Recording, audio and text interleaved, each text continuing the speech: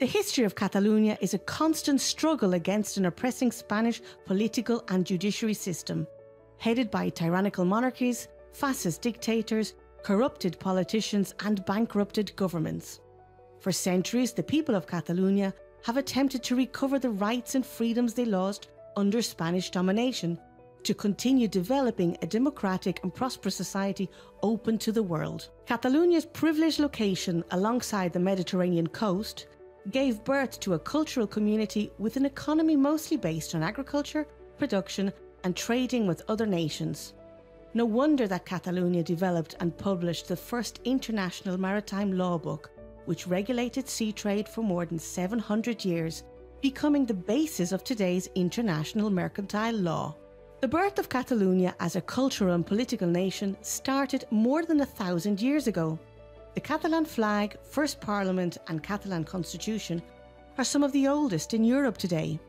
In contrast, Spain's current national flag and first ever attempt of a Spanish constitution are just over 150 years old. Actually, the first time Spain began to take political shape was in the 15th century with the creation of the Hispanic monarchy. Born from the marital alliance between the two most powerful Catholic monarchies in the Iberian Peninsula, Queen Isabella of Castile, a crown of absolutistic tradition with its capital in Toledo, and the King Fernando of Aragon, a crown of parliamentarian tradition formed by a federation of kingdoms and the Principality of Catalonia, which its capital city Barcelona was also the crown's capital. Despite becoming a part of the Hispanic monarchy, the Principality of Catalonia continued enjoying its own independent parliament, laws and currency for another 250 years. Such was its political independence that Spanish monarchs were obliged to swear obedience to the Catalan constitutions and laws, something completely unusual in medieval Europe. Another example of Catalonia's uniqueness within the Hispanic monarchy was the revolt of the Catalan peasants in the 15th century. It meant the end of many nobility abuses, such as the right of the lord to be the first one to have sex with a peasant's bride on her wedding night. According to UNESCO, the Catalan peasants made the first modern social revolution in human history. In contrast, in the Crown of Castile, nobility abuses and privileges continued for another 400 years. In 1641, after decades of bad governing by abusive, corrupted and bankrupted Hispanic governments, the people of Catalonia raised arms against Hispanic authorities and, in an attempt to recover Catalonia's independence, proclaimed the Catalan Republic. It was a new peasants' revolution that became known as the Reapers' War. In 1705, the conflict would explode again in what would be known as the War of the Spanish Succession. It was an international war between two opposing social, political and economic models.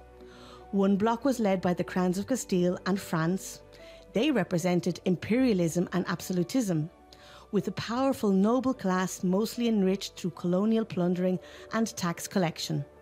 The second bloc was led by the crowns of England, Austria, Holland and Aragon, with Catalonia as the crown's leading player. This second bloc was characterised by a rather federalist and parliamentarian tradition, with an economy strongly based on production and international trade. The people of Catalonia fought till the last moment to defend their social, political and economic model. But on the September the 11th, 1714, after a 1.5-year siege, the capital city of Barcelona was occupied by the Castilian and French troops.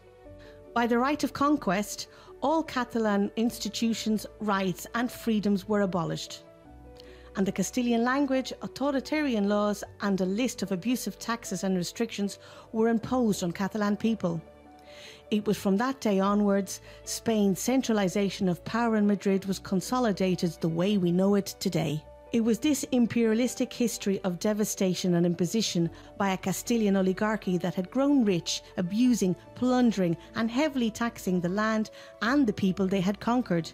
Which is why in the 17th century, the Netherlands and Portugal were the first to fight for independence from the Hispanic monarchy. Many others followed, all the way to the end of the 19th century with the independence of Cuba and the Philippines. No wonder that many independence movements, such as those of Argentina, Uruguay, Mexico and Colombia, among others, were often led by leaders of Catalan descent.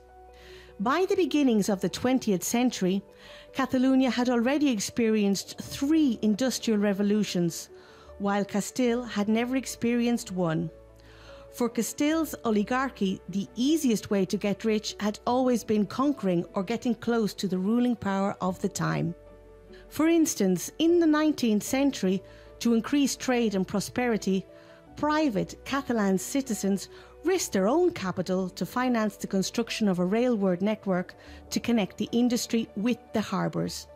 In the meantime, the Spanish government in Madrid would go bankrupt constructing a railway network to connect all its royal palaces, just for the Queen and oligarchy's entertainment.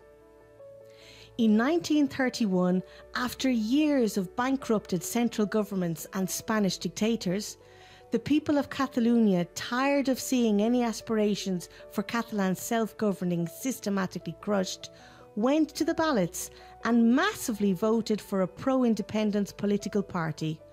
Once again, the Catalan Republic was proclaimed. Only Spanish fascism, with the help of Hitler and Mussolini, would stop democracy and the national development of Catalonia. Anyone defending Catalan culture, rights and freedoms would be persecuted, as had already happened to so many other Catalans in the past. The president of Football Club Barcelona was arrested and shot dead by Spanish fascists for no reason. Architect Antoni Gaudí, at 72 years of age, was beaten and jailed for speaking in Catalan to a Spanish policeman. Or the president of Catalonia, who became the only ever democratically elected president in Europe, sentenced to death. After 40 years of General Franco's dictatorship and 40 more of a prearranged democracy by the dictator, history is stubborn and repeats itself.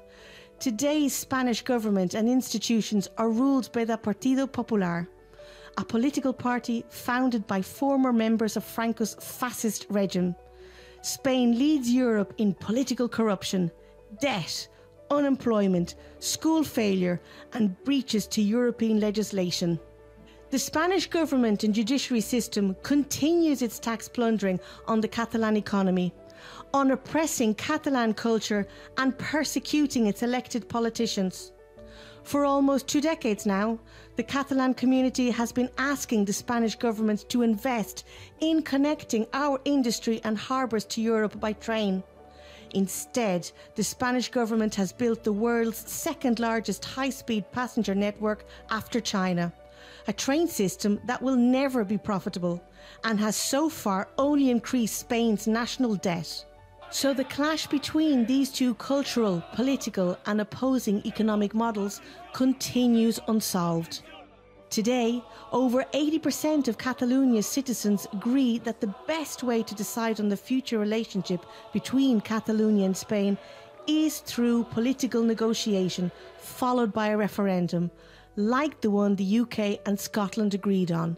Unfortunately, due to its history, Spain has never developed a true democratic political culture. For Spain's ruling power, negotiating has always been seen as a weakness.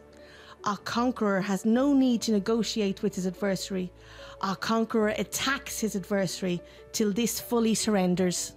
That's why for the last decade, Spain's only response to all proposals from the Catalan Parliament to negotiate a democratic solution have been no. Worse still, lately the Spanish state has begun to persecute and jail elected members of Parliament and civil leaders. It has even ordered violence by police forces to stop peaceful citizens from voting. What has the European Union done to protect its Catalan citizens against Spain's attacks on democracy and freedom of expression?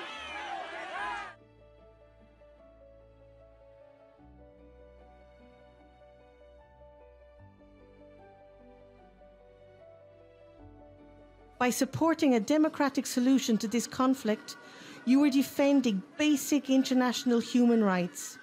You are helping to build a better Europe and world for all. Our future being Catalan. El futur pot ser català o podria ser talibà.